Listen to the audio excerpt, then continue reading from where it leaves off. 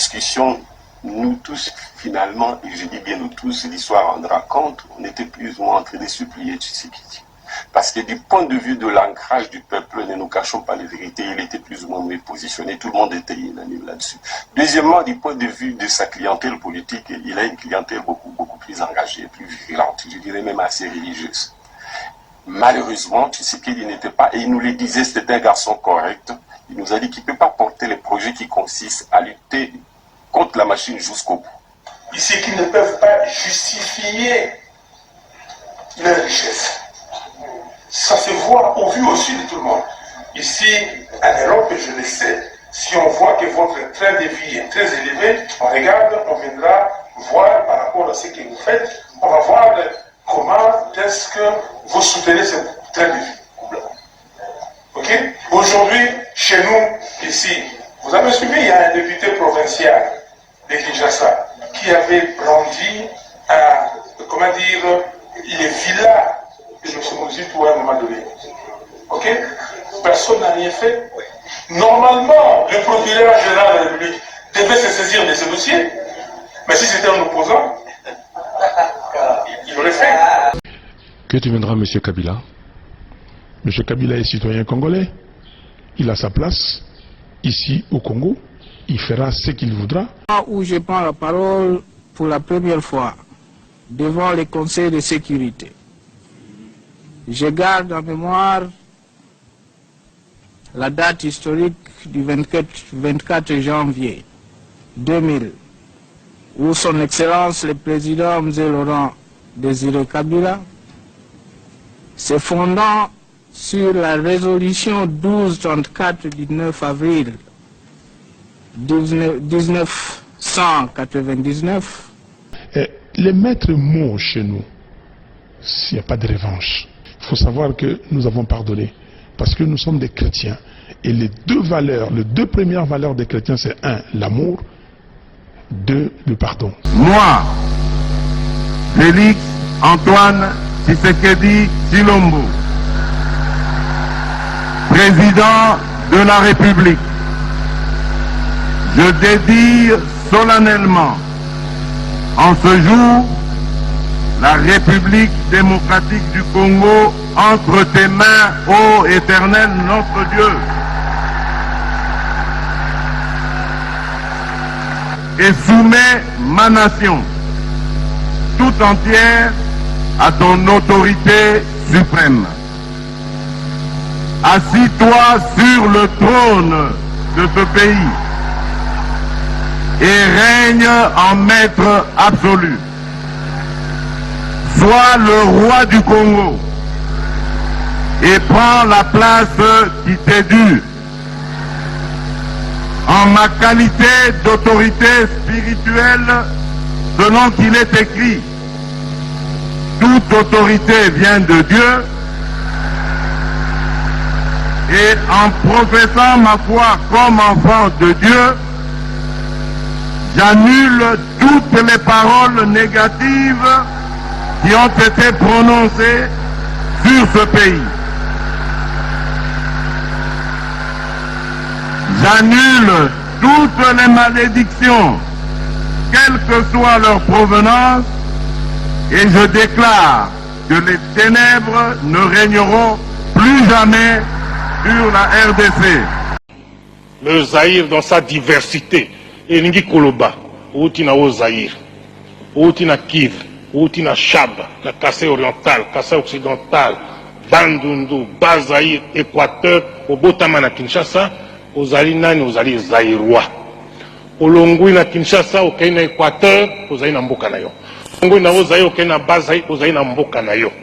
Baoyo balingi lisusu kotia biso na makambo ya tribalisme, bolobela bango bino jeunesse, non. Pena okaki, mokonzi na bino a répété makambo ngana lobaka non, ilingi koloba N-O-N. Nyen. Tolingi nini, nyen. Tolingi Zaïre liboke moko. Lisanga moko. Tatabo. Moko. Mamabo. Moko. Ekolobo. Moko. Partibo. Moko. Bokonzibo. Moko.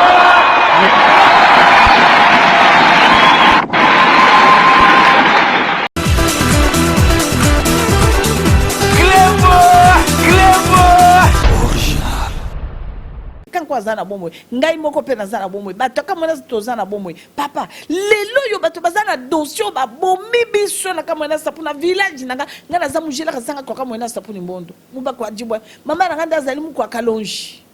ozoka papa donc mama nanga côté mujimai tata nanga côté nga tozana bongo bato wana babeta tolo bakota na parlement bo ba bomi biso dossier mabo mais ceux qui fachi wa yeso seli kama nanga natanga mama na ye atuka na kotambola mutakala ah marge na za na bible eko sala ma jamais gouvernement zobi mateti lelo ezana kata stratégie en Nzambe et surtout na tango ya sa consacrer Nzambe na kiti Nzambe akolinga te pour Fatia échouer puisque ma piège les allait belé moi na Nzambe tous les pièges tous les cabales tous les plans tous les projets ya banguna Nzambe afre na kango mais Nzambe ana langage na yena ko mona nanga bokechu mwana kanga apesi yo mbote na loba susu ko la ndeko no bazaka bango ne wana mibale est-ce que ko ndima kena yoki na kati ya radio moko bako finga bango na ndenge moko bako finga na lobi meto komi wapi bato komo finga na boye mais c'est quoi to lingana ko bana na Nzambe et puis bana na Nzambe to tel événement mboka na biso ndenge ko leka to zila 5 ans to zila 5 ans bana na Nzambe 5 ko kamutu so za libre ya ko tia mutu to bonde na Nzambe likama babesa na mate pour mboka na biso na 5 ans to za et puis to kokota na élection chitoko pe ko za organiser na mwana mboka oyo ya ayebi likambo ebengami démocratie Bishop Élisée la passion mbote l'homme de Dieu que le Seigneur vous bénisse papa né na ba macha mumenu voilà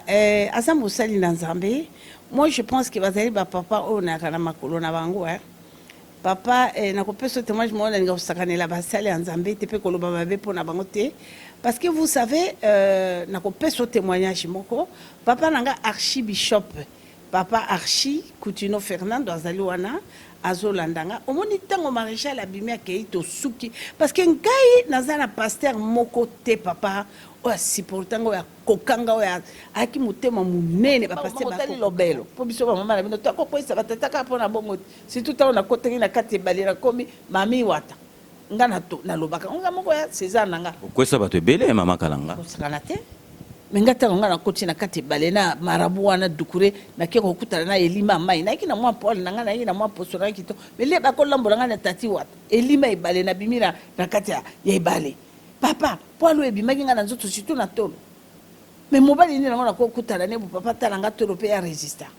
bako kanisa babitika na kino matana pelouse na projet na pelouse zoka ne motako kino kota na libulu ya kufa donc cela veut dire c'est ça bato so bako kina bako kaza mama kalanga ngana bomba raté sexe artificiel amona mutateli bo mwasi nazo bade yo mama no kolanda bilongwa kuna ngana ko yoka kuna yo anango nzoka mutako ya peuple congolais to soutenir Bahati ezali mu pepe mbonge kwe kuna pona ko confondre Goliath avec tous ces plans projet ne ya mabe contre le gouvernement oyo ya Nzambe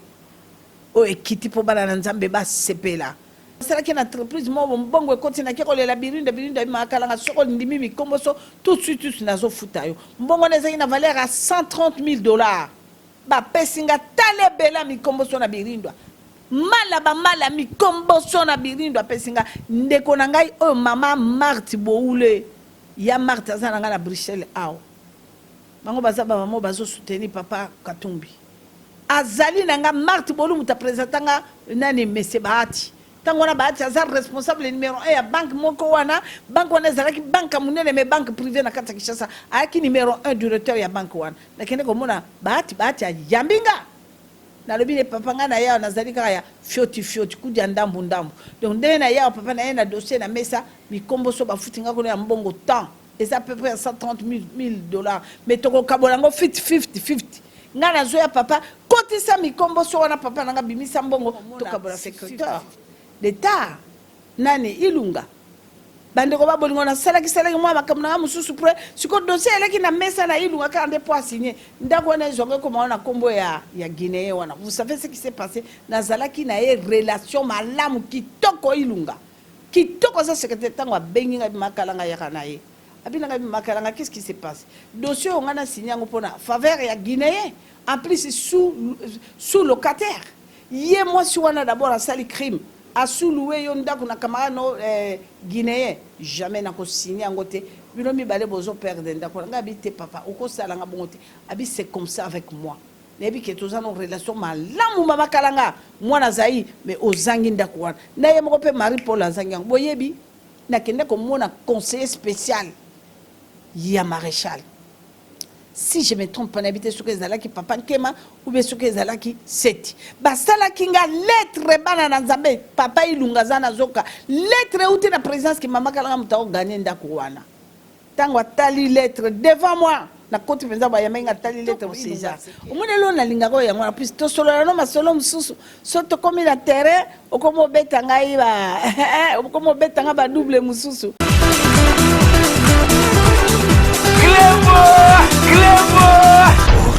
Et bienvenue sur cleboaoriginal.com. Merci de votre fidélité. 5 minutes avec César Ngadi Ndenge na epsaki binoke. Boyebi ke 5 minutes ezali ya Ndenge Mibale ezali avec invité na sans invité au bomona ngai na lobaka ngai mo na sala ba analyse mais 5 minutes pe mususu ezali oyo na yambaka invité. Dernièrement bomona ki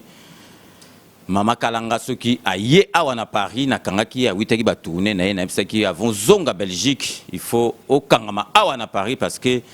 ba analyse na ye ezalaka ba analyse moko ya kitoko o penza soki muto yoki alobi non ezali parce que ezali vécu na ye ezali vécu na lo ba makambo teka ke azoloba azako lo ba makambo avec preuve pour à vivre yango makambo oyo alobaka lelo moni makambo oyo elegaki ya journée oyo et Ningisi Mukili Mobimba, oyo président Nabiso, première fois président, au moniso qui présente à Bandaki Kosambela, soit comme politicien, à Bossani Makambo Kosambela, mais président Nabiso, à Salaki journée Moko, à l'obi Ezosala. Mboula nyo surtout ne bandele pe na suka journée ya kosambela po na ekolo na biso mais avant yango pe na sima yango epesaki polémique yango na lelo batu basengaki ebele soki mama kalanga azongi ya po batu basengaki azonga lisusu azongi ya tosala makambe ebele ya koloba concernant journée wana concernant politique concernant le sambo parce que mama kalanga azamuta le sambo mais ayebi pe makamba politique ya mboka na biso yango na lelo tozali na ye awa donc avant to kota na mozindo ya makambu to pesa ye nanu apesa bino ba mbote boyebake azali na biso awa donc nazali ko rappeler bino que émission oyo ndenge boyebi ezali réalisé par le grand réalisateur Yalolo Chouami donc mama kalanga mbote na mbote mingi César Ngadi donc ndenge toloba kaka Cléboa. Tout le monde est d'accord. Je suis d'accord avec Cléboa. Ozo samsala no malamu. Nzambe apambolo papa et me voici. Je suis là. Nazongi susu. Nde na baoroka nga mamano. Naza disponible. Ngonganyo sozana bosenga nanga. Nakoya to solo la makambo mboka. Nzambe apambola bandeko na biso banso ba ebozo landa biso na Cléboa. Donc cela veut dire mingi akolobezalité 5 minutes avec César Ngadi. Bon vraiment en tout cas bon ndenge baloba bo se connecter bino surtout donc vraiment bokota ebele Jésus-Christ est Seigneur et puis nazo senga na baibanso boza branché bo landa biso na Cléboa na ngongo na 5 minutes avec César Ngadi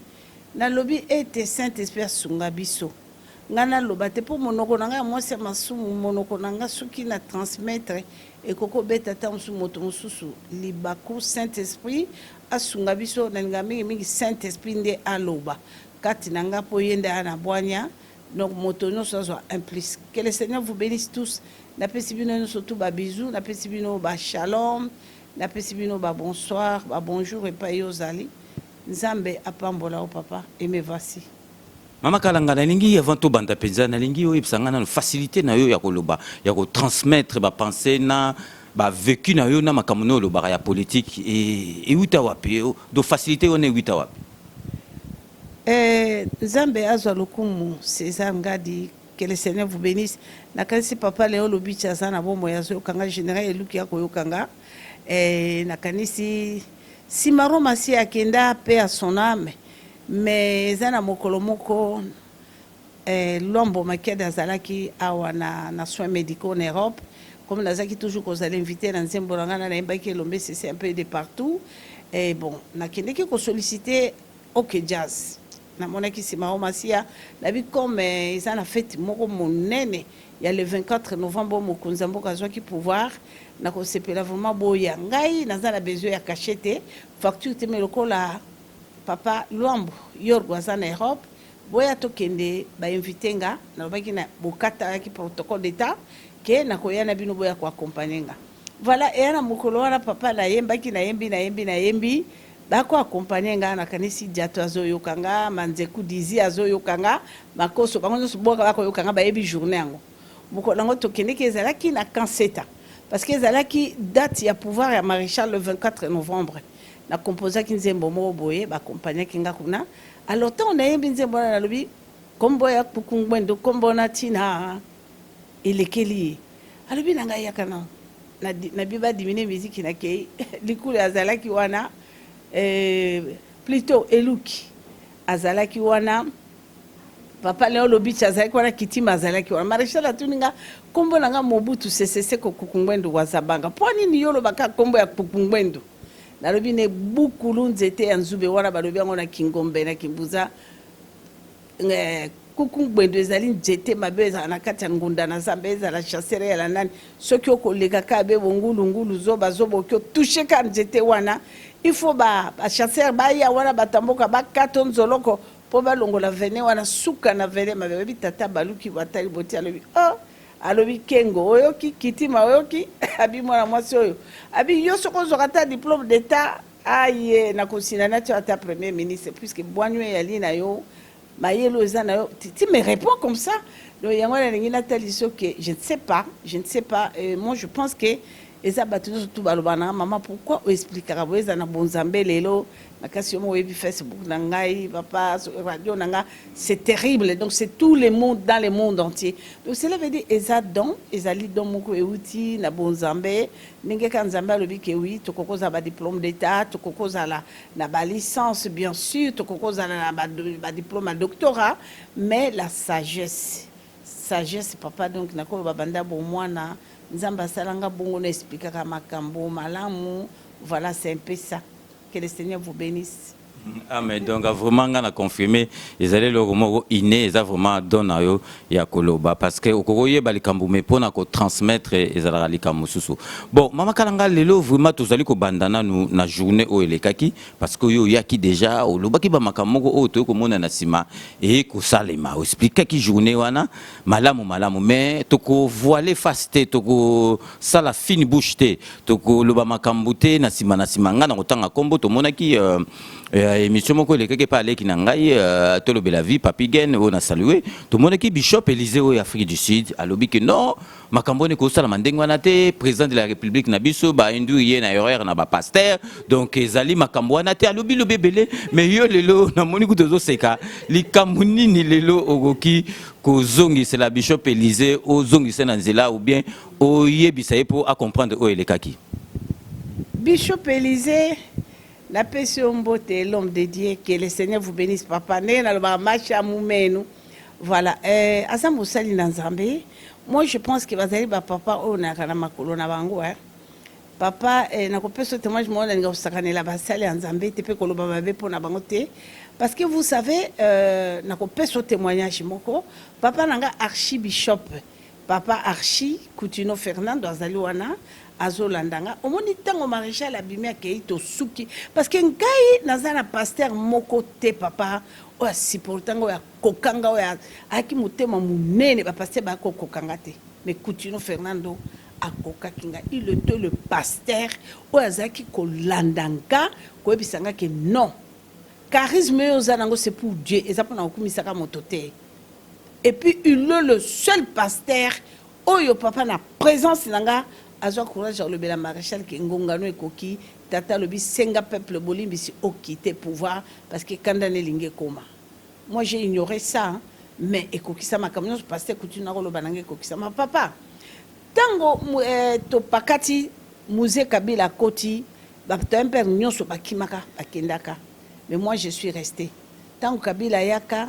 azaki accompagné na kati ya bato ki na bango il y avait un frère à moi un cousin par alliance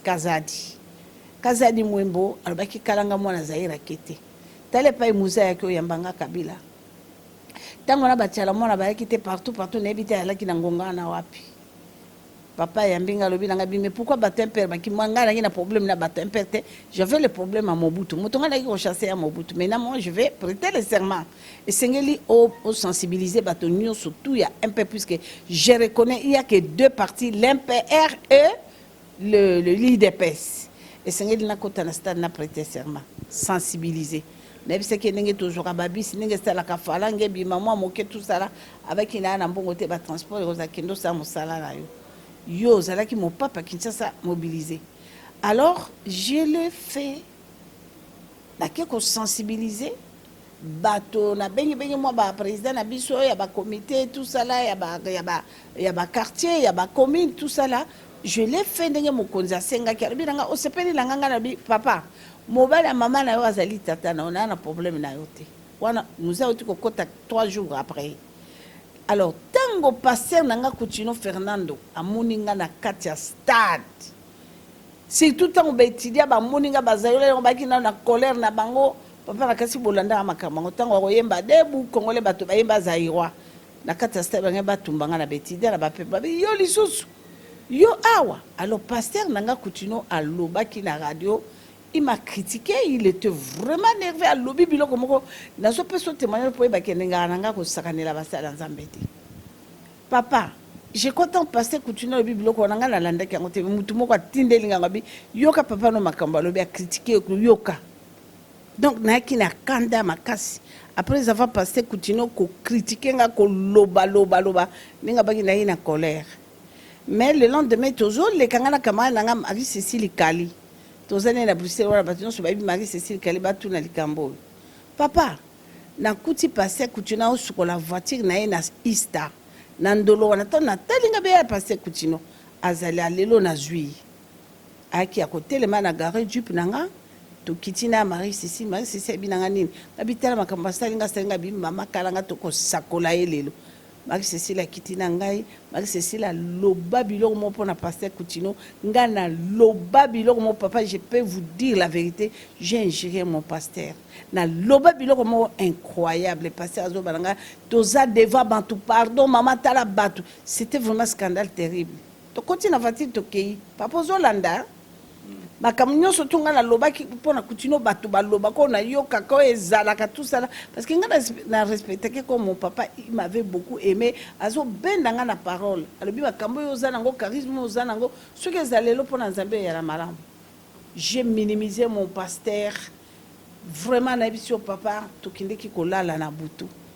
to sali bakosi na biso na tiki moninga na nganga pe na tiki tango to fingi to sepeli to ke to koloba ayoki azui mais papa na kenda kolala na ndako vers 2h du matin Nzamba telemelinga alobi soko ko senga mombu nanga bolimbisité cet homme là c'est mon serviteur nazo bomayo nazo bomona ko bomayo nazo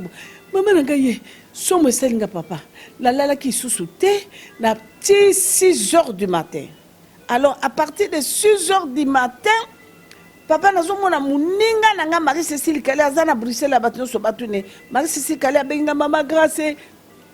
makalanga plutôt makalanga nana lipongite batele melinga il faut na kufa balinga baboma babi poni na fingi passer Coutinho na moni Nzamba batele melinga mama papa ya ki somo na démarrer mutuka nanga na kera ju Marie Cécile Kali na 7h on a papa to keiti na nda kwa Coutinho tokutai papa sabima tokuti mama emi na ekokwe abando lela abi mama teto seli penza et puis passer na ko saba makamo ba caprice akwa bisa mama emi te po eba ke eshoka kiye mama emi alobi papa yake bisinga lobi mama tete ponga passer Coutinho na nganga ma tete comme na ngeza kalanga Teresa be nganga toujours ma tete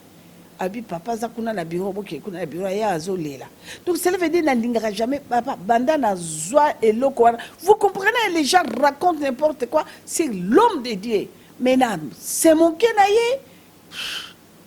Nanga na moninga na Marie Cécile Kali batino surtout ba batune likamo to kenda ko ko la pasteur na bureau makolo to lelino na kolo balikamo ya mabete pona pasteur Bishop Élysée na pesi mbote Nzamba pambole place azali na ye nanga biso toza bana Coutinho Fernando mais papa na lingi na répondre yo boy eloko oyo président salaki papa action de grâce à dédiquer pays étant que numéro 1 pour la RDC papa bazabolo ba adversaire nyonso bakotelemela le président Fachiwa Yesu bakokuta na nde na nzambe mboka ya RDC papa na lobano na ngonga oh je parle na zolo bango avec force oh nyonso kotelemela mboka Congo oh nyonso kotelemela Fachiwa Yesu mama na papa na ebité na mingi ya koloba te papa ngana lobano likamoko je vous parle les présidents les pasteurs plutôt les pasteurs Jean-Louis Jaye azali awa pasteur Jean-Louis Joye papa na yebiso eloko moko pasteur Jean-Louis Joye ngana moni pasteur Jean-Louis Joye na Guadolite tango to bima na Guadolite pa maréchal 2 jours après maréchal la kwaya malade makaso ememi na kufa nangina pesa témoignage papa nanga Élisée Ozoyo kanga Jean-Louis Joye yebi très bien papa to keneni na Guado na keneni na délégation moya batu mo papa na Guado tout ça là bakali azawana jo bakali azola nanga papa nkema azolandanga donc na kotanga moi batebele papa o babengi atundu to songa ka avion mona chimbo bomukuna na avion ya ezalaki visite nanga ya suka komona maréchal tia bela ndenga kina kokufa Jean-Louis Joye tango na kena kutani na président na délégation na makamyo surtout esili na zongi na ndako tango na zongi na ndako tozo se préparer siko na après-midi poto zonga poto sola kaki papa makamyo surtout to zonga na avion ya SS ngana lobi na kozonga bonaki komona professeur Nguyandila te professeur Nguyandila zalaki directeur du cabinet adjoint ya président ye wana de mutu président zako zalale papa Nguyandila zawana zolandanga il est vivant tanabi anakozonga bonde na komona profiter lena ke komona professeur Nguyandila papa nde l'air na kuti pasteur Jean-Louis Joye na mwasi na ye ba vandi professeur Nguyandila le directeur du cabinet adjoint président bina mama kalanga pesa pasteur mbote na mwasine ah bon pasteur a chanté na pesi mbote abi c'est le pasteur Jean-Louis Joye na mwasine to na solo na papa Nguyandila pasteur avandi mawa donc azalaki adjoint ya Bisengimana azalaki adjoint ya président Mobutu te wana ba Bisengimana basi bakenda oyo na okay. professeur Nguyandila azalaki directeur du cabinet maréchal adjoint ye mutaze penza taché na papa makasi akozala ne vraiment ye penza donc ba directeur du cabinet titile bazoza na Kinshasa mais partout azakozala na professeur Nguyandila comme c'est mon grand frère tout ça ko yoka na bibo na ye Gbado akoka ke mama kalanga mwana Zaira yaki awa ayotala ndela ke kotala professeur Nguyandila na kuti pasteur Jean-Louis Joye. Alors, vous savez, papa, na mon pasteur avant dina mawa, na mo sinema, puisque tango biso tozala ki na kawele. Na buto biso tozala na kawele na poko na kawele, il y a un pasteur qui est venu voir les maréchals sobi lokone na lobela les maréchals étaient très fâchés contre les pasteurs. Biso ne to vende ko na kabato ba mirmira pasteur moko ayaka kabe ayela ke maréchal asiliki. To yebi message te. C'était le soir. Mais na moi itonga na kipa professeur Nguyandila na kendo pese mbote nde na kuti pasteur Jean-Louis Joye na mwasi na ye. Na moni pasteur ngo mawa tout ça. Alors yokanga ya papa makamna olobo sikoyo tu vas to solanga bi papa na ki kolaka yo tout ça na bi pasteur donc voilà courage pasteur atenga moi muki atuninga yo za famille ya mokonzi nga na lobité na famille na ka artiste na composant nzembo mais c'est pas ça papa comment ozonga lokwa azonga lokwa mwana na linganga mingi pona nzembo to comment vraiment lokola famille alobi OK nde pa yazo betelanga li soleil bi voilà le Seigneur m'avait envoyé pour venir voir les maréchals j'avais les messages voilà le message que Zambazo Senga vraiment ce qu'on s'est converti, ce qu'a koki ko Senga mawa tout ça là, ce qu'a causé l'événement on a 5 peuples ya Zaïro yo mawa tout ça là se repentir, il y a plusieurs présidents il y a africains de partout pe ba Rolanda lokolo wana mais je suis destiné aux zonga na mawa maréchal ayo kingate. Alors ce que rozaka un jour opportunité vraiment olobanaye que pasteur Jean-Louis Joye qui m'a maman c'est comme ma message papa tellement comme ndenge zalaka pasteur le balanga bi dommage pasteur je rentre aujourd'hui ah bien mais moi aussi je vais rentrer aujourd'hui je rentre aussi avec ma femme je rentre aujourd'hui na ko avion nanga ya Air France na butu pour na kozonga na France tala makamuza basala les pasteurs insistaient mon colonel aux occasions nzoka to solo kaki papa et venez mais c'est même na poko na kawele to yoka je ne savais pas que c'est quel pasteur mais na minute wana ka papa François Toki il y a protocole à côté libiso abi makalanga puisque ngana la ki loger na sikotra kuna na appartement à Seti tozalaki na papa de Kolopé à son âme nani appartement mo ko tango ba ke ko lukanga maréchal zingi na besoin nanga atindi balukanga ntango baki kolukanga olie baya koluka bazwanga basalaki erreur baki koluka mama nzuzu ambo babina mama nzuzu ambo papa azoluka ye lobi ah mais tout ça c'est papa na besoin les mama nzuzu ambo makom kuna mama nzuzu ambo elle est vivante batuna ye mama nzuzu ambo ntango ki président bitena uluko tena luka kalanga mwana za siko atoki aye koluka ntango akomi kuna appartement nde papa de kola bisete akopesa professeur Nguyandila mbote puisque le quoi ozonga lelo nde nakendeki komona pasteur nani directeur du cabinet adjoint professeur Nguyandila nde nakute pasteur akolobela il faut na répéter likamwana epa ya Nzambe. Écoutez papa, alors sikoyo l'air kaka François Toki a conti, si je me trompe pas, c'est ce qui casse bien François Toki. Tango a conti, maman kalanga ba oluko na papa. Et ça tout ça qui est toko zo maman nzuzu wa mongabi ah tout ça c'est que le bitabi azala besoin là. Même si pasteur nabi pasteur, moni Marshal aluki lisusu abi mama kende ko yebisaye atelema aloba liloba mo pona mboka Congo asenga mawana Nzambe ye omona makamu Nzamba ko sala pona République. Le pasteur Jean-Louis Joyer il est ici, il est vivant. Batuna kotangelo comme on a professeur Nguyandila le directeur du cabinet du maréchal n'appartement na yé j'ai trouvé le pasteur Jean-Louis Joyer là-bas avec sa femme. Papa ngana ke kawelele to kotina mutu kana ke kawele na komi papa ya mbinga bwalo belinga to solo limo muke makambo ya bengela kinga ya ki voyage mo fallait na sala na Côte d'Ivoire na riye bisinga bi papa pasteur moko jol habina ga tika makambo na mutu kama na ya ki so ala besoin franga la pesa ke franga ningi makambo na kutu koyo kangote. Écoutez, mais makambo pasteur amemela ki papa le bineke na ya ki mbala liboso ezala ki difficile yami balé mais message Nzamba lobi na kozwa ni patanelo na eko yebisa yo senga mawana Nzambe pona mboka na yo senga bolimisi na peuple na o nyonso eleka okomona makambo Nzamba sala pona mboka Congo puisque kanda na Nzambe za pona mboka Congo les maréchal a nié. Nous avons quitté les Guadolites papa 2 jours après papa kwaya malade 2 jours après papa a eu maladie makasi alors na sala effort na France awa na luka le pasteur Jean-Louis Joyer parce que na Maroc moi je vis les papas avant rendre âme 4 jours après j'ai trouvé le pasteur Jean-Louis Joyer à l'obelanga lobi madame Grâce je ne sais pas ma soeur ce qui ngana kozwangolo maréchal azwa Maréchal Alala na mbet hôpital na 9 mois na Maroc pendant 9 mois tant que c'est la baminga ngelo ko récupérer ça tu pars parce que Jean-Louis Azalia wa tayo papa nanga soko lingim ko sumona nanga to se préparer to que no salle interview ya bisayo fait ya maréchal ye moko Jean-Louis Joyer baka ayebite soka koko zwangolu wana grâce wana mobutu azwa ki 9 mois na mbet hôpital ako se repentir ako tubela na ya solo na lokuta ko tubela bi même nga gabi pasteur pourquoi tu dis ça on répétera likamo mbala minga lobi mais oui parce que nga na kokita mususu na kwa un avion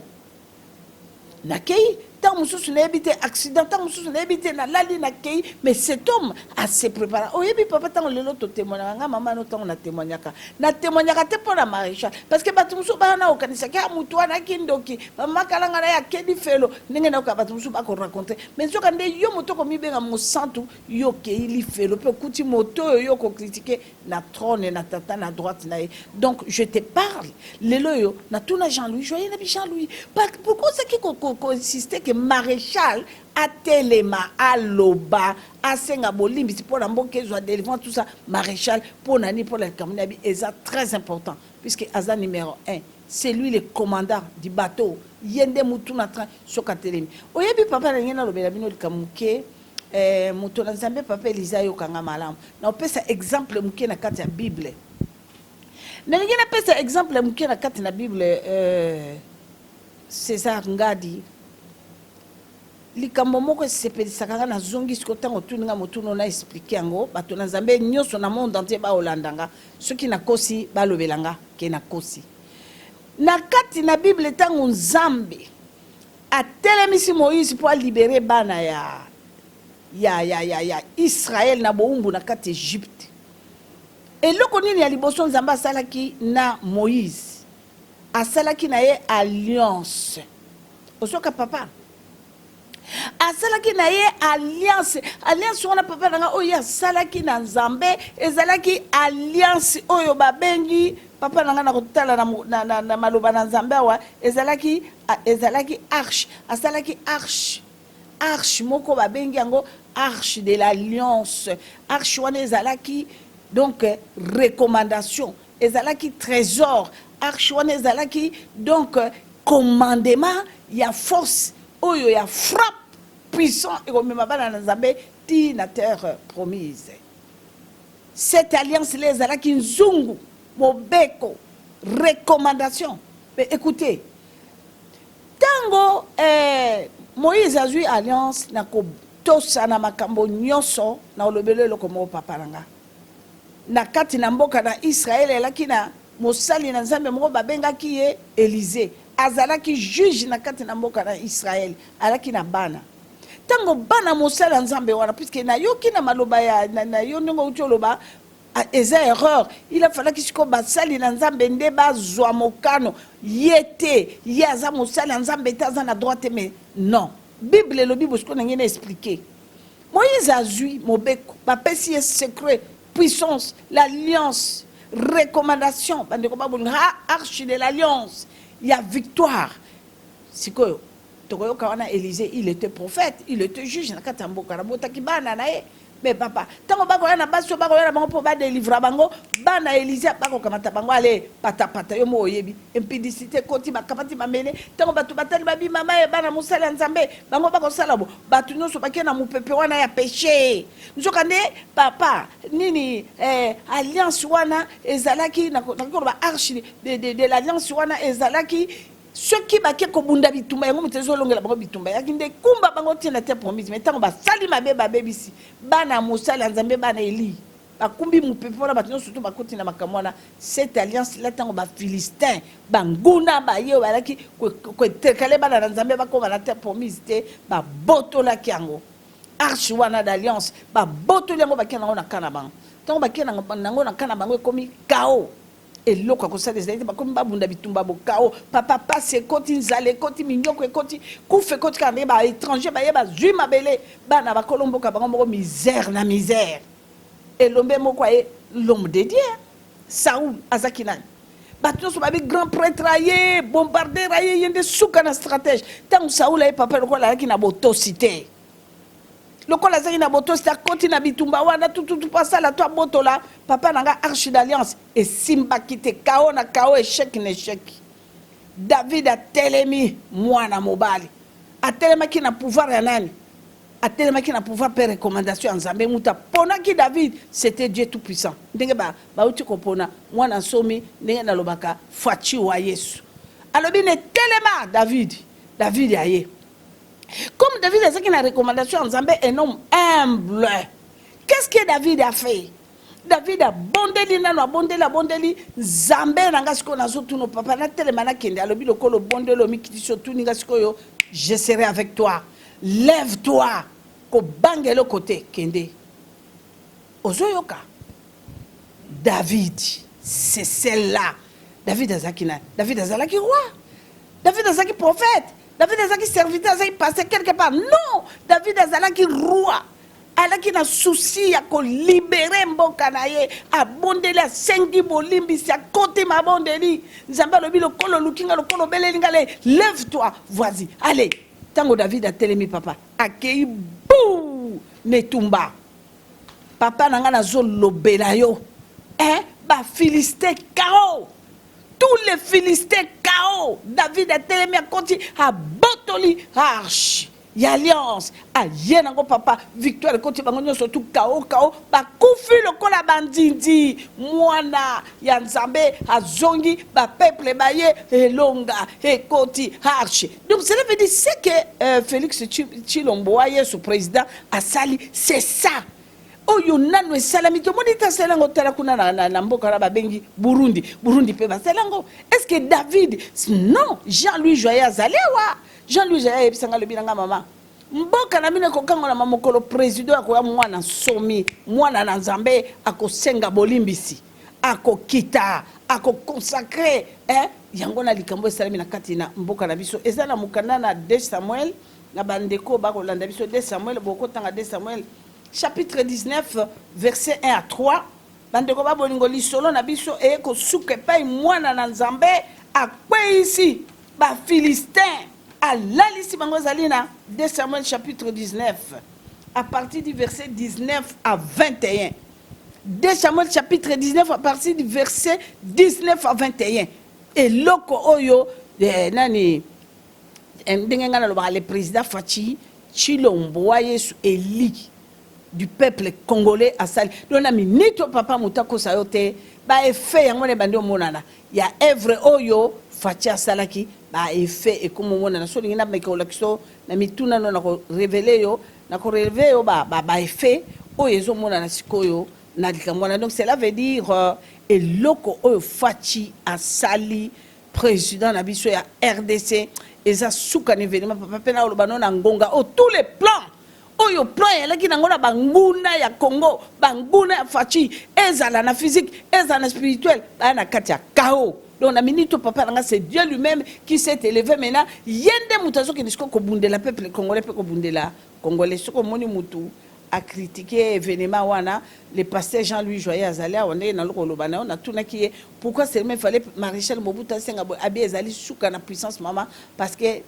Zaïre ezali na malédiction mutu quoi ko sauver yango ezala qui le maréchal Jean-Louis Joyer aza pasteur aza apôtre c'est un vieux donc atomunyo so baby histoire ya Jean-Louis Joyer yemoko lobango lobi mais en tout cas vraiment à la dernière minute le maréchal a reçu vraiment une grâce spéciale. Voilà papa donc dans un celio na motuna wana o soki moto na nzambe aptoma na biso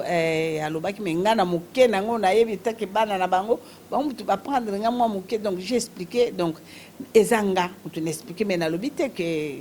mutu no so twandimango c'est la parole de Dieu na petit passage biblique. Ok, Maman Kalanga, na kanso zali vraiment explicite, vraiment, na kanso loko bakisate. Mais na ningina ba Maman Kalanga yo zalaki na période de Mobutu, ozalaki proche penza na pembe na Mobutu, mais président oya yesiko ozolobaki aye penza mwana na nzambe, mais il ko nu yo zo trouver na parce que obi ke président oya zali a papa na ye abandai ko bundela Mobutu na makambo Mobutu abandai ko sala ya bien te na mboka na biso mais siko yo okomi siko ndenge zali olobi ke nzambe mutu aponi président oyo azali siko yo nandengo guteke pa Mobutu na ti okomi siko pa ya Félix est-ce que différence ni nozo mwana ba mibale. Écoutez eloko na koloba no mwana na ngai moto oyo azana kati ya ténèbres moto azali donc commandé donc ou bien recommandé na ba esprit diabolique o ebengami ténèbres même aza puissant ndenge nini même asali histoire ndenge ni d'abord j'étais avec à côté du maréchal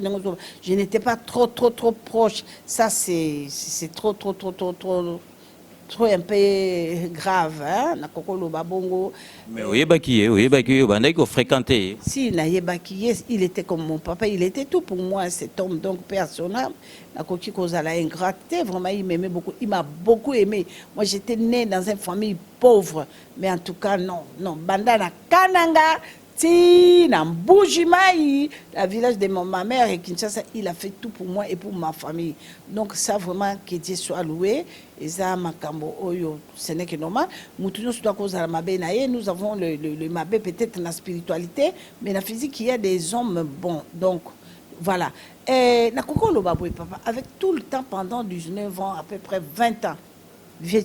il était dans l'opposition. Mais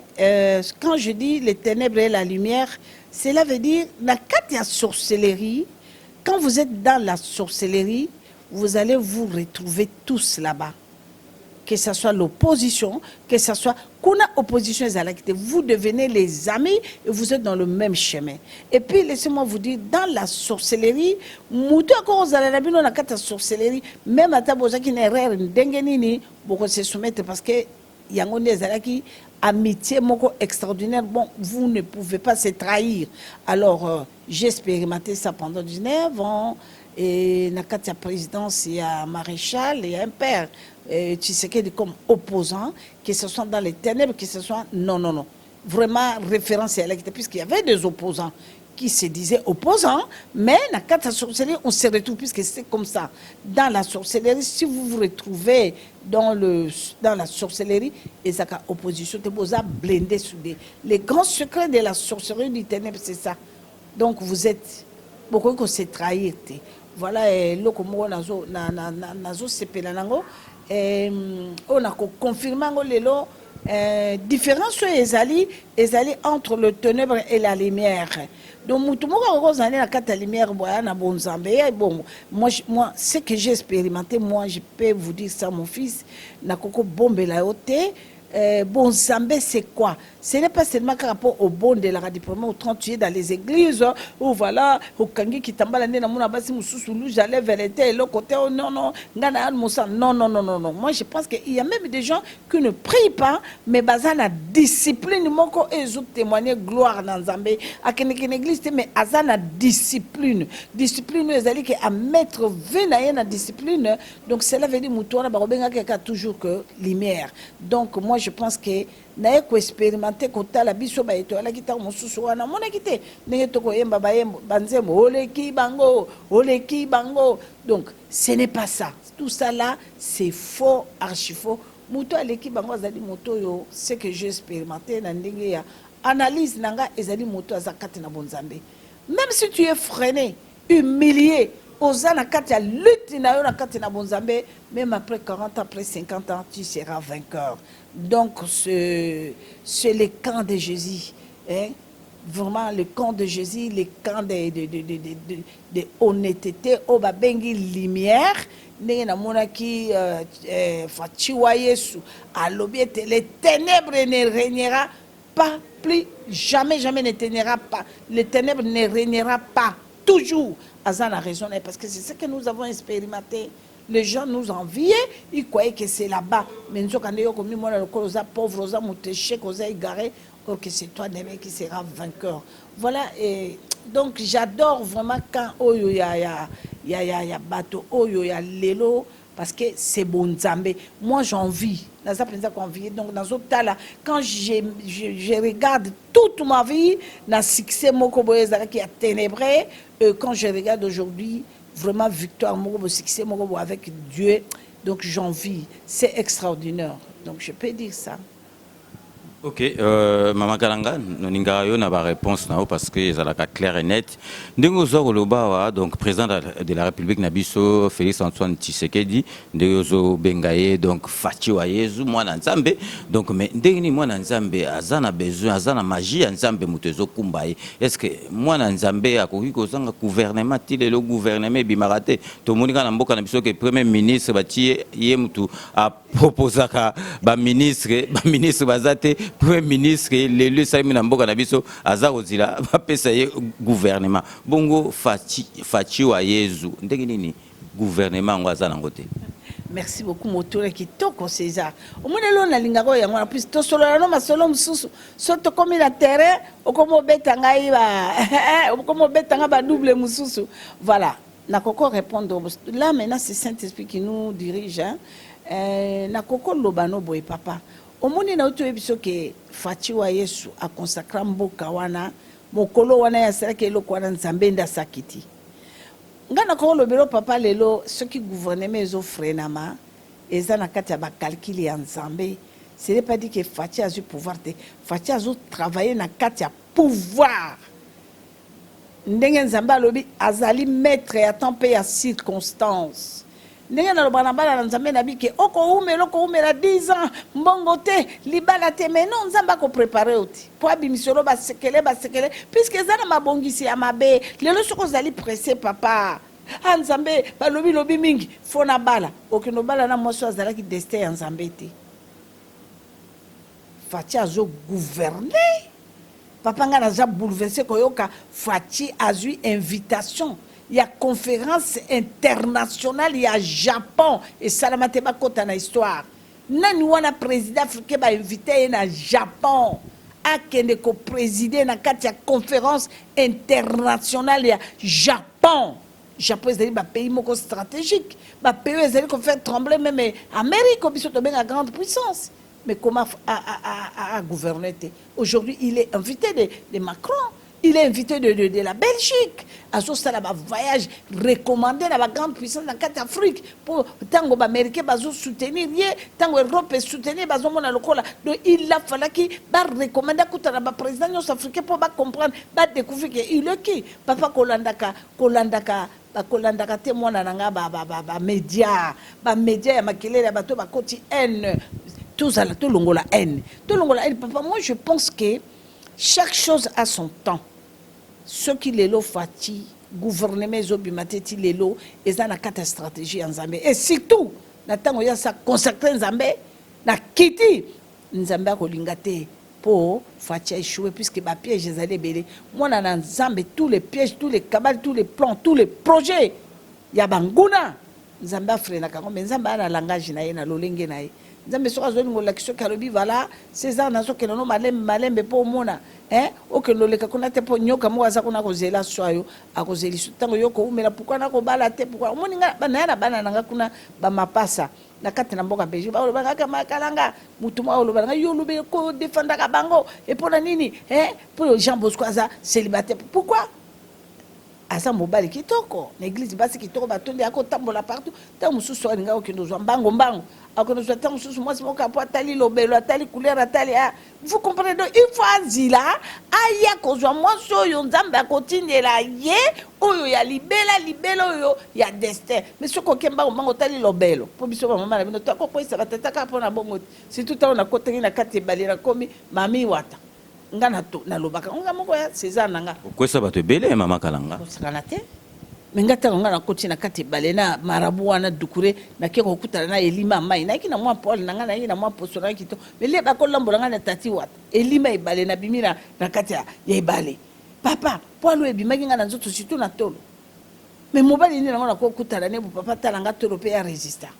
bako kanisa babitikana kino matana pelouse na projet na pelouse zoka ne motako kino kota na libulu ya kufa donc cela veut dire c'est ça bato so bako kinanga bako kaza mama kalanga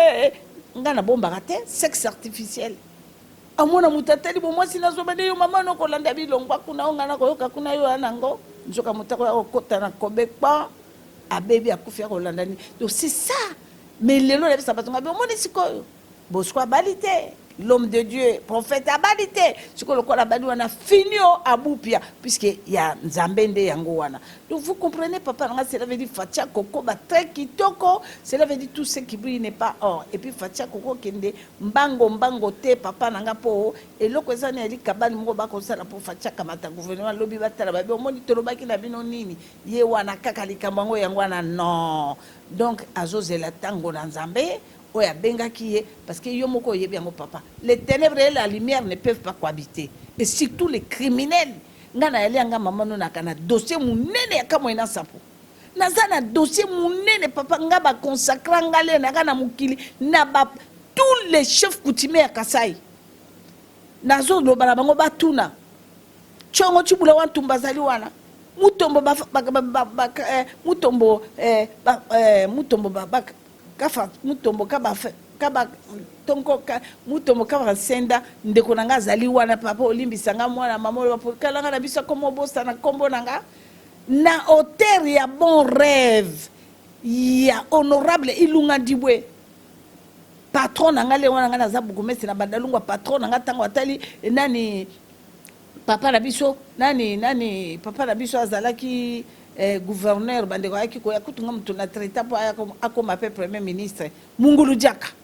tango Mungulu Diaka yoki déclaration ba chef coutumier tango ba bimé pa maréchal ba ba pona consacration nanga Mungulu Diaka benga bi yakana na kina bureau ne hôtel de ville binanga ba ko consacrer au samedi tout ça là na ko diembela nga pe na ko yona na yebi makamwa na ndengeza tous les chefs coutumiers ya mboka nanga banda tina lukengu wa bakuba puisque Bochara oyokanga Evariste Bochara akoyokanga atuna lukengu wa bakuba ngaba pesa nga pouvoir ya kamo ina sapu papa nazalia wana za kozela gouvernement ivanda na telema na dossier ya kamo ina sapu ndenge baboma batuna biso abandina kamo ina les mêmes personnes wana nga nazana dossier toko luka to telema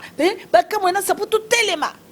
Et puis, on a dit Dipumba, on sait la kéré papa. Ndeko no wana yoka kankuwana zala kacha makambuana teo. Yonde ce que ngana solo ngona pasteur nani bobo ya journaliste muta fungola li solo ya kamwena sapu ezanga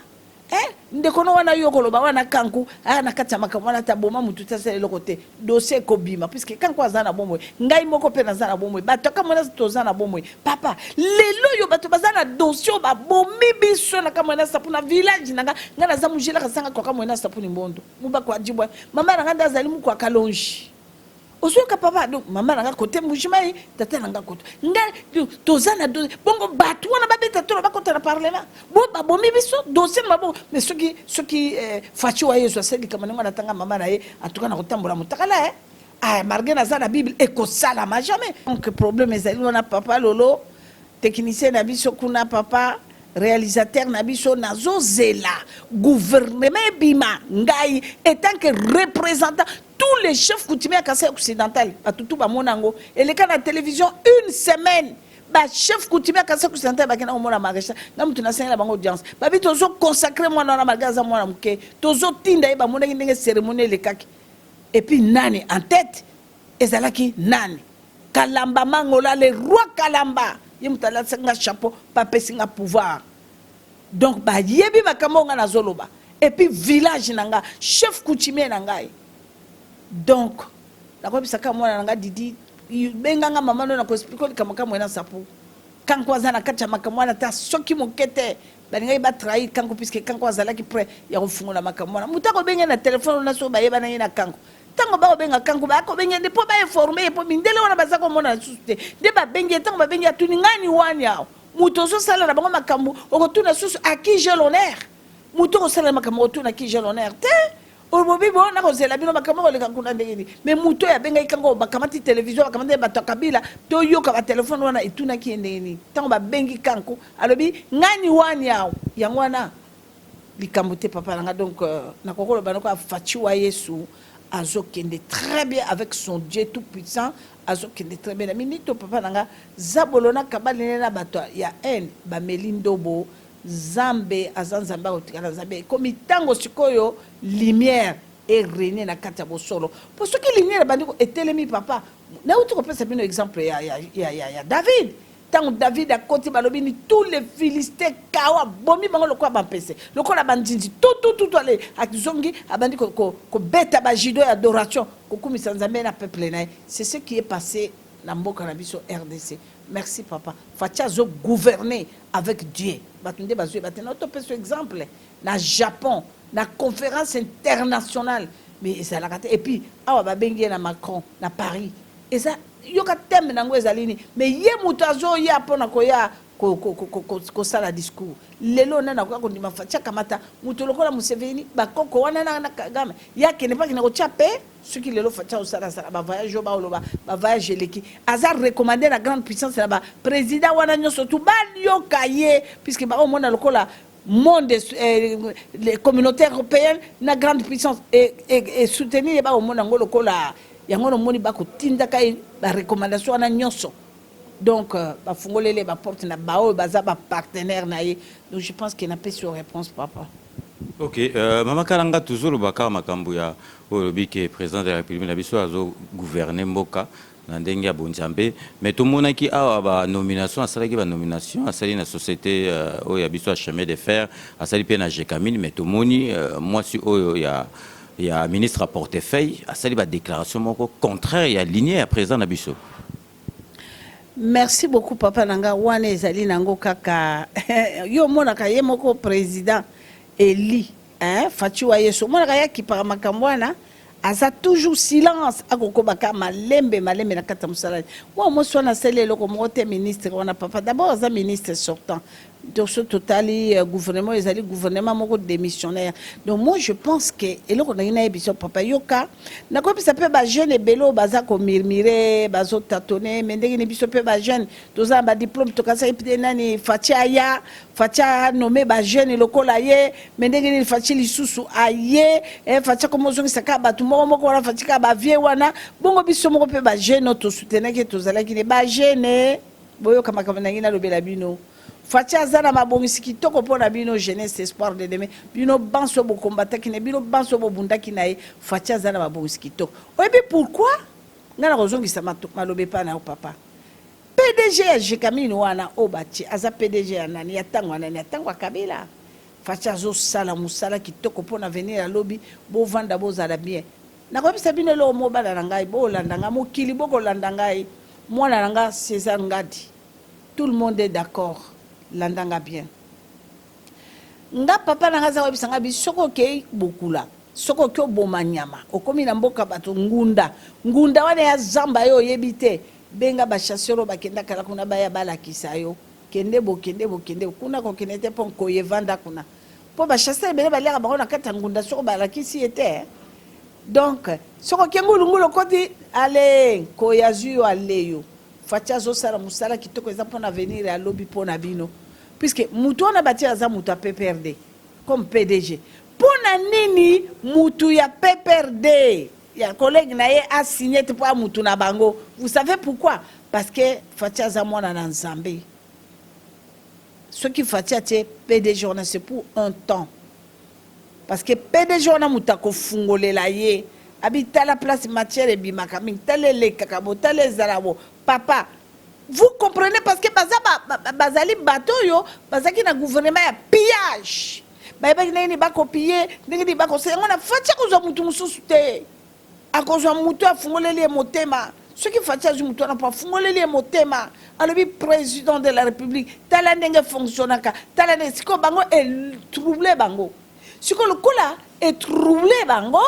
batali balobi mais comment yaka mataka mutu na lo bakomi na mutu na eloko moko ce qui lelo fatia zu mutu na ezali te poatia libela na place wana ezali po ala kisaye expérimenter tous les secrets makamyo surtout usine awe produisa kaboy na à part usine tele pa bomba tele pa pillage akoleka des ko sai bango trouble balobi ah lokola tie muto so bakomi bango ni yango balingo sinete bango moko bako suspecter mutu wana mais ce qui fati azui mutu wana ezali pour avenir à lobibino parce que jeune oyo bakoya ko tia oya maboko pembe oyo pe bazala ba diplôme lokola bino tango ya kokota place wana déjà okokuta déjà terese bongisa maki lero yo kokota directement le yo zokota dale yale ki wezeki mokonza déjà na makamyo tuna mabo c'est ce qu'il a fait pona PDG wana ya Jekamine mais omoni bango basinete bakanisi ke balongi makamuzela mapakala mingi tozomona makamundenge zo salema musale zalimala et ce qu'a vu papa Kyungu wa kumwanza le vieux pour bana bako mimire ba jeune pourquoi ka bakoko parce que Kyungu wa kumwanza na tango Mobutu tango azalaki na kati entreprise wana alaki na ba contact moko meilleur ba projet présenté que on a maréchal na tango deuxième république et ça pour passer ba chemin de fer tout ça kanini ana poto to tambola ba métro na ba train na ba nini Kyungu projet moko extraordinaire mais le kola moi koko sezalaki ya ba polémique bato balaki tout autour ya Mobutu bande kone bangala ba bindenge nini Kyungu impoli ba katange wana tout ça donc ba bloquer ki makambo wana donc cela veut dire Kyungu a une expérience le kola président Fachi azana besoin ba chemin de fer tongama misala nyosu tongama yango na bandeko ba bolingo monike na ngongo yo Fachi akoti pouvoir azozwa bato bazaki na ba vrai projet Kyungu azaki na ba vrai projet na chemin de fer yango no moni tata zuye wana pona nini makambo vanda do tango mois du fête ezokota bazo edemboka bato bazaki na ba vrai projet batalisa ba projet na bango pour ba soutenir yango moni bazui Kyungu wa kumwanza. Alors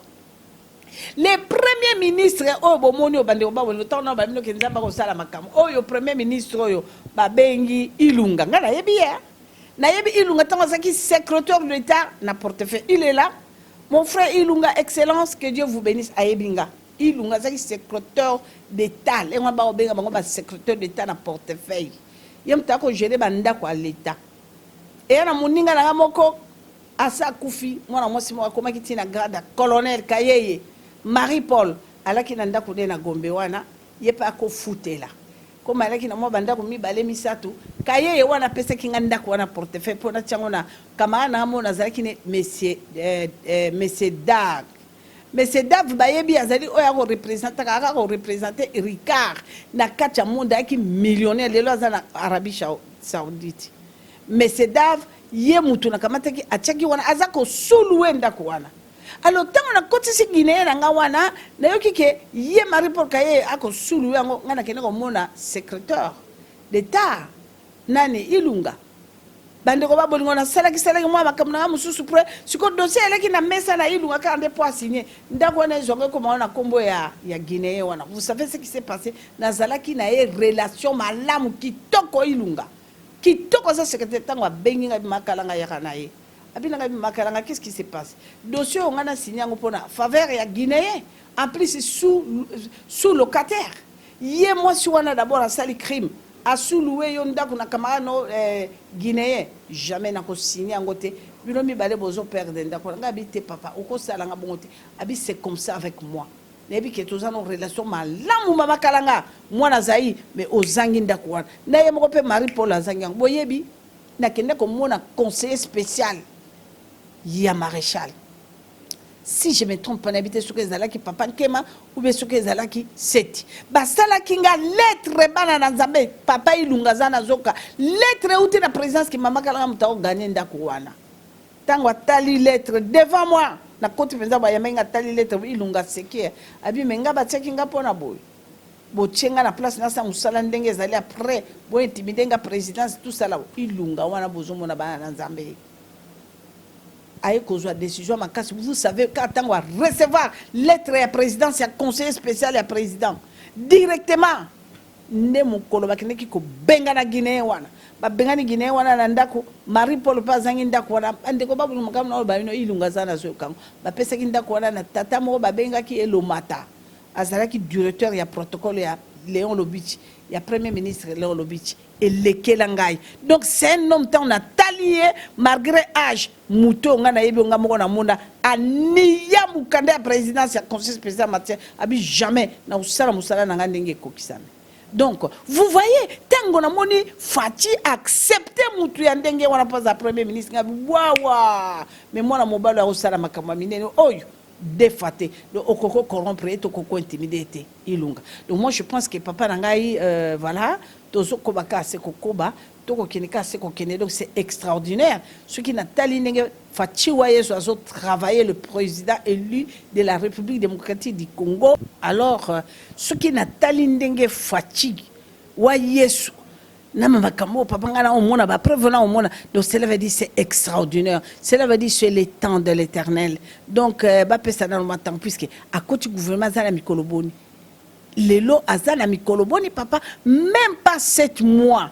la kalisi ba koloba wana vide mbongo l'été mbongo nyonso tout crise et tout ça mais tango ba ko bombarder mbongo kaka oyo ye na tango yazali sans gouvernement de bango ba koloba wana na kalisi oyebi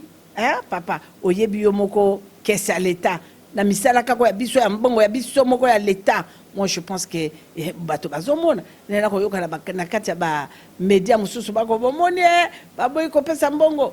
nani osoki ofemi soki boy ko pesa mbongo mais c'est grave mbongo biso tozana ngona kati ya mboka na biso papa lelo soki Fati a vendisi miba a vendisi kilomoto a vendisi jekamine mais oh là là là là là là là là mais je pense que tozana droit au kendo landa te ko senga je pense que voilà. Ouais, tout à fait. Donc, nous sommes d'accord. Et puis, les témoignages, il y a ma casse au sali pour l'actuel Premier ministre Nabiso. Donc, ils ont l'accepté que choix au président de la République à Sali, ils allaient vraiment choix moko ya malamu ya muta malamu total andi musala okende. Tozo kenika na ba nomination toyoki parce que makambo ezali ko bima mingi toyoki présentant anomaki Monsieur Matungulu azali na lamuka représentant na biso ya banque ya BAD na compte ya Afrique kuna mais balobi ke président de la République na biso azala ko obligé ezali ba mindele mutu ba imposer ye choix na ya Matungulu. Voilà, c'est très bien, mais tout le monde c'est très bien. Alors, elle a encore répondre vraiment imposer qui notre président c'est faux, archi faux. Boye bibi no très bien que Matungulu, le président Matungulu azalaki na lamuka. Ce qui mindele to occidentaux, to Amérique, bandeko ba bolingo est obligé que président na biso ba imposer Matungulu. Et le boso Matungulu ngaka saleni bana nzambe bato mayele boyo kanga alingaka zonga. Martin Fayoulou c'est son frère. bangwashi bato abwala mosi alingaka loba na lobi président alingaka loba président Fayulu, président Jean-Pierre Bemba, président Katumbi alingaka benga bango lobi na bango bitala proposition oyo bako proposer nga mais ba proposer nga eloko me mutu oyo ako confirmer yango po ba nomenga ezali le président Fachi Bolobini. Papa omuni na kati ya ba media eza ba media mususu na place balela basala matanga na ba événement ezo salema bakomi na bango mwa koloba loba tika koloba loba pona ko soulager bato balanda bango ba mona lokola neti vraiment nazo critiquer binoté ba discours no so monele kana ba media mususu papa et comme na puisque bako bandela wapi et ko suka wapi vous vous rendez compte na koloba lokola mona nanga bokechu mwana kanga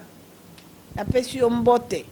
na loba susu lokola ndeko no bazaka bango ne wana mibale est-ce que kondi makena yoki na kati ya radio moko bako finga bango na ndenge moko bako finga na lobi meto komi wapi bato komo finga na boye mais c'est quoi to lingana ko bana na nzambe et puis bana na nzambe to tel événement mboka na biso ndenge koleka to zila 5 ans to zila 5 ans bana na nzambe 5 ekoka mutu so zala libre ya kotia mutu to bondela nzambe likama babesa na mate pour mboka na biso na 5 ans to zala et puis to kokota na élection chitoko pe ko zala organiser na mwana mboka oyo ya ayebi likambo ebengami démocratie bandeko soki tata na biso matungulu ezalaki nomination ba mindele vraiment bozo tala tabino moko te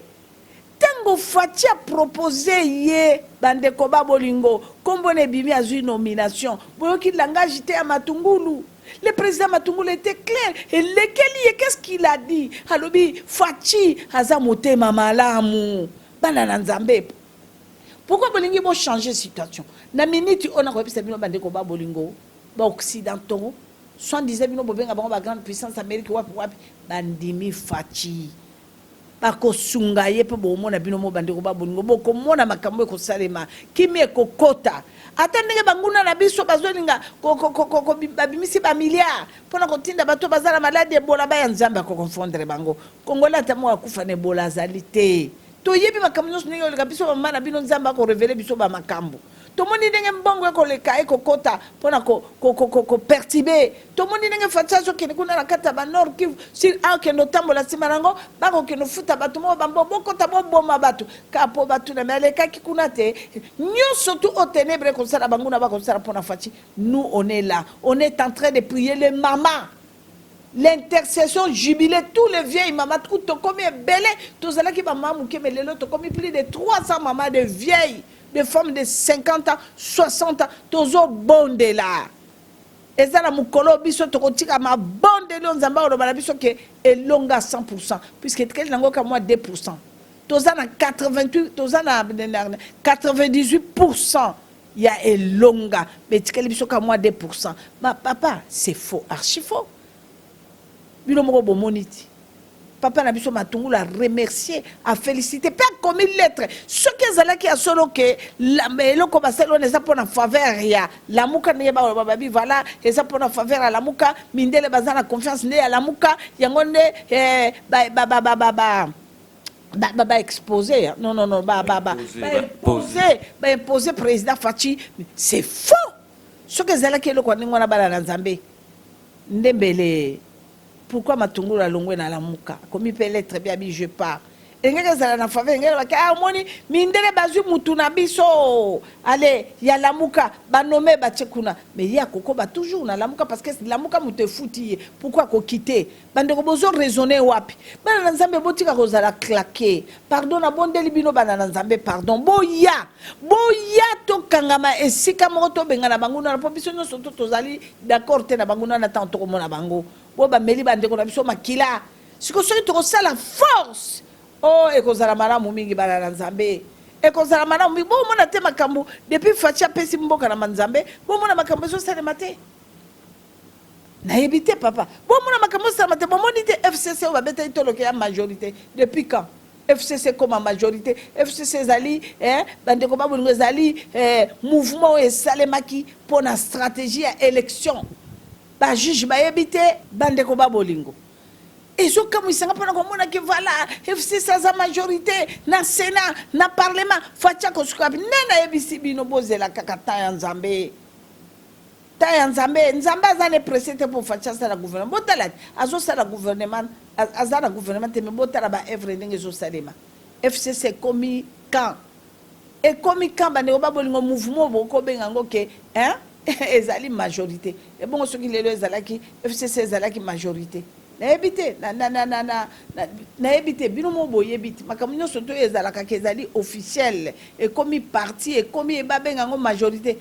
il faut l'état yebate mikande ezala ba statut ezala nini ezala ba signature ezala mais moi je pense que bozana kata distraction biso ba mama na bino na mo expérience mukio tozana ngo pona makambo mboka tozo ko ba Nzambe recommanda ki nga situnga mama na bino na ko ba mama nyonso te o balandinga momona ki mama camerouneuse mama wana zali représenter à jubilé ya ko bondela pona président Fachina RDC na kata mboka Cameroun bazebele na Côte d'Ivoire bazali mususu azali wana azana Suède mama na biso ya nini ya intercession jubilé azolonga na Suède azokende na Côte d'Ivoire pour que nous rejoindre de mama Côte d'Ivoire ngamoko pe dans 2 mois na uzana Côte d'Ivoire biso tozo koba ko bondela pour Nzamba lobi na biso c'est fati pour le changement pour le bonheur pour la joie du peuple congolais RDC c'est fati wa Yesu. Donc moi je pense que papa nanga na kanisi na pesi réponse. OK, donc comme presque à la fin de l'émission mais tokosu ki ça na dossier oyo ezo pela moto mikolo yo entre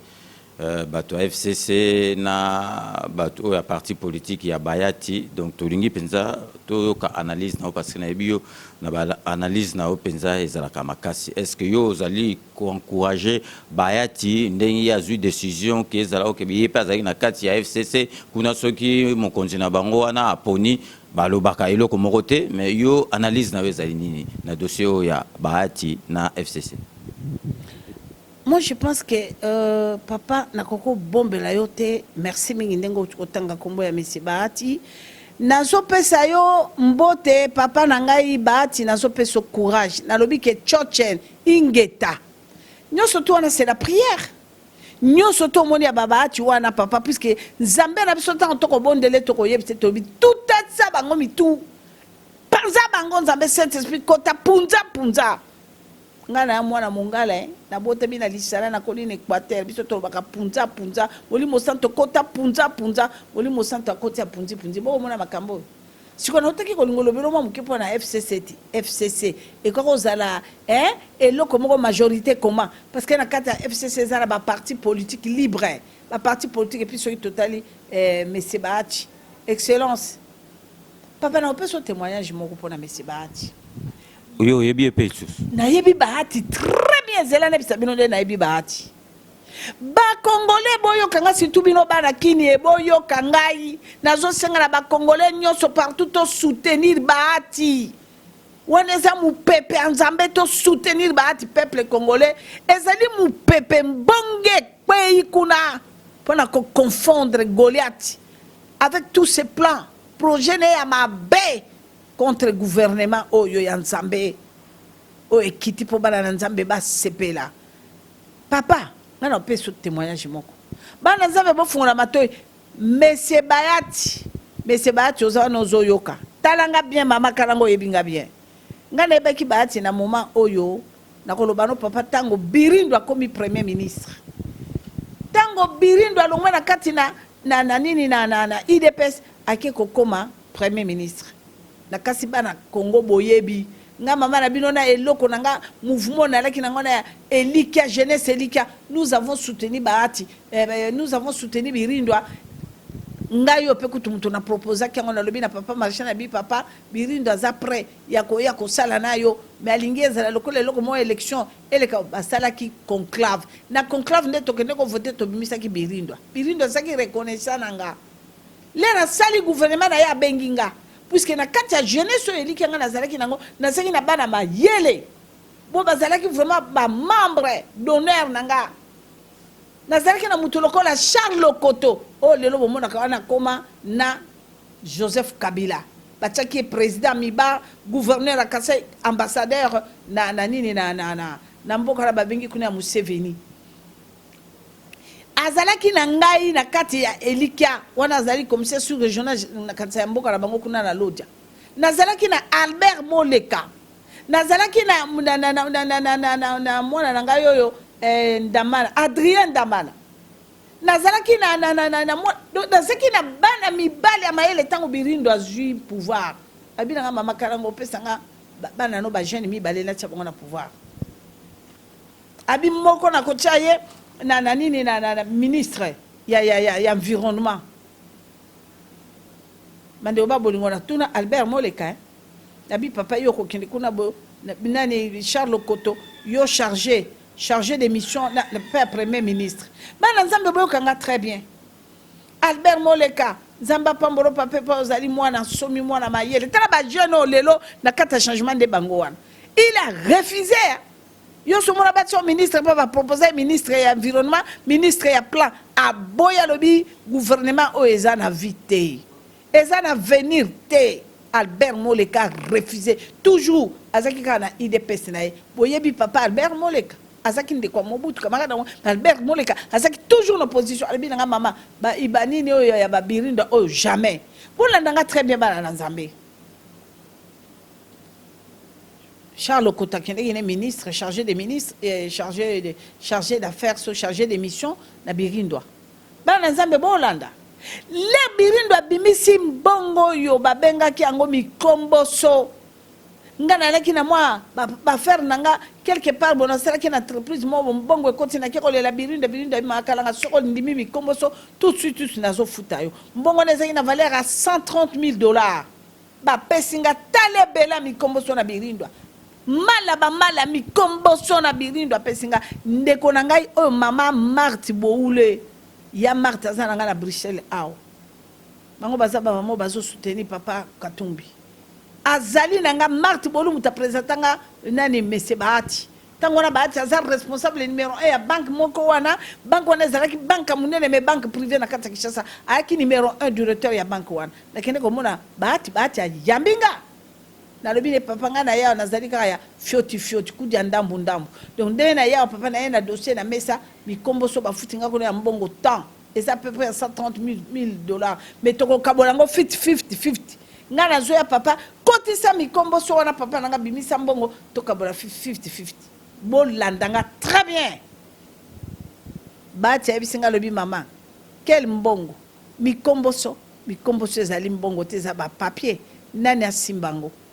Je peux le faire. Sur la mina côte sang puisque na carte république banque na biso na carte république eza monnaie au république abimisi mais na ko simbangote na ko mona ngote bande ko babolingo il a refusé donc na kangami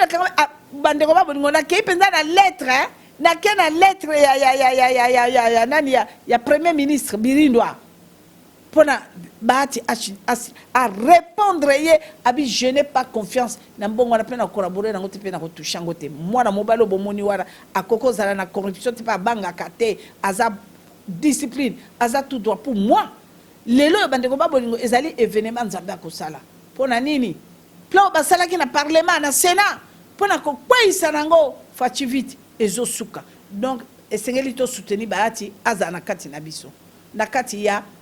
cash. Donc, l'explication, tu as sous donc tu as témoignage à Premier ministre Ilunga, tu as sous témoignage à Bayati, donc tu Monique, Bazali, Penza, Batumalam. Donc, tu as commis presque à la fin, il y a émission. Donc, avant tout cette émission, Maman Kalanga, donc Nazali, Ko Pesayo, Liloba, Oya conclusion, Oro Pesana Bato, tout Bato Talao, na cleboaoriginal.com. Bato bosotalanga na Cleboa original et loko onga bazo akize mingi na président na biso oya lelo ezali azo travailler na bato Kabila mais non c'est très bon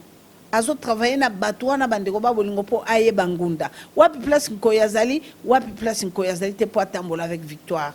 neteli kamba papa Beya le conseiller spécial en matière de sécurité. Nga depuis nebi moto wana bande oba bolingo papa Beya azawana na yeba ke tango papa nabiso babengi Goga azalaki na mo conseiller numéro 1 immigration. Soki au koti papa Goga akokumisa mutazo sala musala nyonso ya mboka wana oye tali ya ba frontière ya banini tout oya yeba ki lokola tatu Beya azalaki te et puis papa Goga azako kumisa ye. yango wana bomoni ntango mpe papa nani Kabila aye bapesi témoignage moto wana selo mosala na administration oyo ayekoli ayebi azwi ye mpe lelo oyo bandeko babolinga mama na bino ntango namoni lisusu Faci azwi lisusu karte papa wana beya comme conseiller spécial en matière de sécurité. Cela veut dire que le président a besoin mboka etambola malamu asosola yeba makambo bandeko babolingo bonde ya kotala na kosenga ka ba jeune nyonso obo soutenaka Faci obo bundaki ne bitumba ba jeune nyonso intellectuel boza de partout na ba parti nyonso na ebite ba association nyonso tout bosali ya ko soutenir Faci na IDPS Faci azosala musala kitoko eza po lobby bo sepela misale kozala ba entreprise ezali mindele bakoya partout. Donc je pense que makambo ozama na botala kamba mikolo muke école ofele pe kozala bakosa bino te bana na nzambe na septembre bomona bandako akanisi li kosalela ba policier ba militaire oyo meme maréchal akanisa ki yango te ekozala ba bisi na biso bomona ndenga sombi ba bisi ba transport ekozala na senge na bino bokanga motema jeunesse Faci vandisa makambo a négligé binote patiki binote le président ili atiki binote ako bunda bunda ba vaje no stora ba mona ko lala teza pona bola mona bino lobby boko zwa bisika bo sala bo sunga biso ba mama la bino que le Seigneur vous bénisse papa. Moi je pense que na suki wana. Ok, merci beaucoup Maman Kalanga. Il sera toujours grand plaisir ya koyamba on a kata plateau na biso parce que opé sera explication qui toko vraiment. Donc merci beaucoup na promettre que mbala sima biso ndeto ya kuna na Belgique ça la émission na équipe nanga mobimba. Donc sur ce nous mettons fin à cette émission. Merci de l'avoir suivi. Donc j'aurai le grand plaisir de vous retrouver dans le plus bref délai pour un nouveau numéro de 5 minutes avec César Ngadi, version avec invité. Cette émission a été réalisée par le grand réalisateur Yalolo Swami. Sur ce, portez-vous bien et à très bientôt. N'oubliez pas, tout le monde est d'accord et il en restera ainsi pendant longtemps. À très bientôt.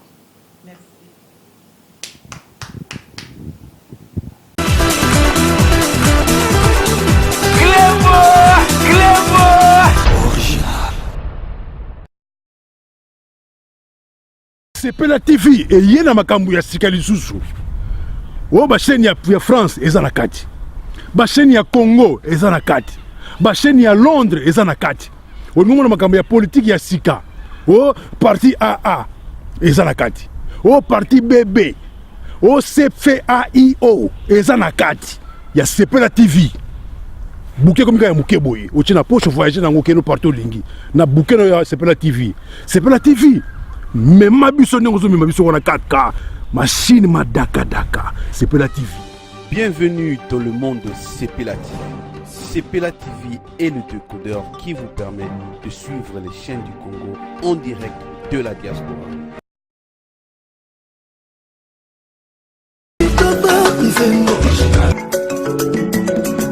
Original.